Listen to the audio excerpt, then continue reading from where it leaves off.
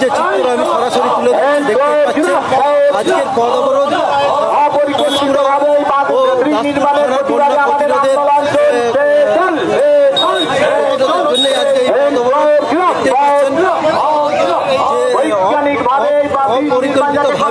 যে সেতু নির্মাণের যে কাজ চলছিল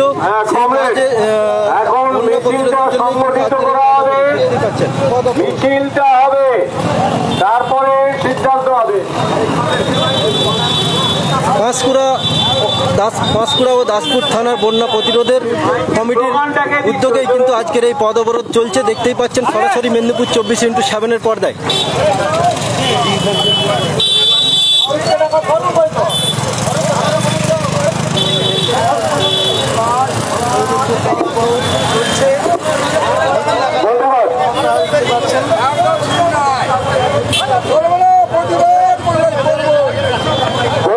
আমাদের এবারে মিছিল শুরু হবে, সবাই এগিয়ে যাওয়ার জন্য অনুরোধ করছি। অবৈজ্ঞানিক ভাবে সেতু হচ্ছে কেন, প্রশাসন জবাব চাই, জবাব দাও। অবৈজ্ঞানিক ভাবে সেতুর কাজ হচ্ছে কেন, পুলিশ প্রশাসন জবাব চাই, জবাব দাও। অবৈজ্ঞানিক ভাবে সেতুর কাজ হচ্ছে কেন, প্রশাসন জবাব চাই, জবাব দাও। অবৈজ্ঞানিক ভাবে সেতুর কাজ হচ্ছে কেন, পুলিশ প্রশাসন জবাব চাই, জবাব দাও। একাধিকবার ঘাটাল মানুষ নিয়ে যাচ্ছে, একবার পরিবর্তন করলো কেন, জবাব চাই, জবাব দাও।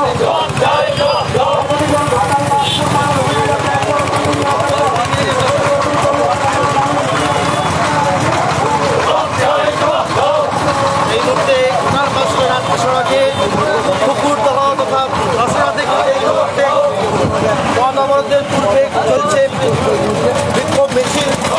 এই মুহূর্তে নদীর উপর বর্ষার বছর হিউজ পাইপের যে অপরিকল্পিত ব্রিজের নির্মাণের প্রতিবাদে কিন্তু পাঁশকুড়া এবং দাসপুর থানার বন্যা প্রতিরোধ কমিটির উদ্যোগে আজকের এই মিছিল সংঘটিত হচ্ছে। সরাসরি দেখছেন আনন্দ নিউজের পর্দায়। এই মুহূর্তে একেবারে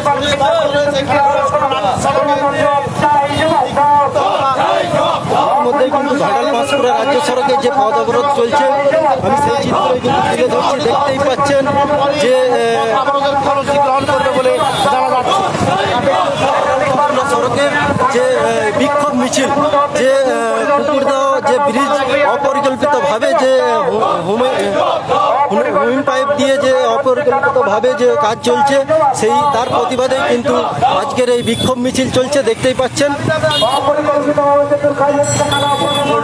নদীর উপরে অপরিকল্পিতভাবে পিডব্লিউডি এবং ইরিগেশন দপ্তর হিউম পাইপ দিয়ে নদী গর্ভে যেভাবে বাঁধ বেড়েছে, তাতে বন্যা হওয়ার আশঙ্কা আছে। সেই জন্য আমরা মানুষকে সজাগ করছি। প্রশাসন তাদের পরিকল্পিতভাবে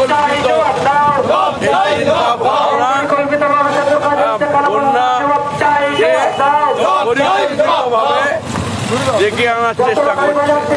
সেই দাবিতে আজকে মিছিল এবং অবরোধ হবে।